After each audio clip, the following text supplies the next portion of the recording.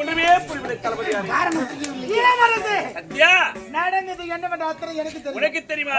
ஆமா, என்ன நடந்தது? தன்னை தனிமையில் இருக்கின்ற நேரத்தில் தந்தைக்கு நான் தான் பால் எடுத்து சென்றேன். பாலை கொடுத்தது பால் வாங்கி அருந்தினார்.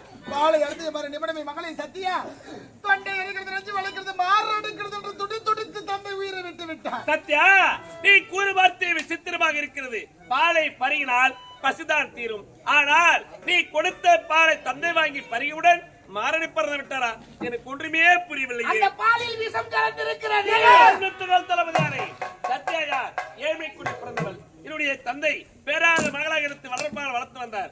அப்படி இருக்கும் பொழுது அவளை பற்றி எனக்கு நன்றாகவே தெரியும். ஒருபோதும் தவறான பாதைக்கு போக மாட்டால். நீங்கள் அவள் மீது பொய் குற்றச்சாட்டு விதிக்காதீர்கள். நான் உரைப்பதில் உங்களுக்கு உண்மை புரியவில்லை என்றால் இருக்கிறது. அந்த பாலை சோதித்து பார்த்து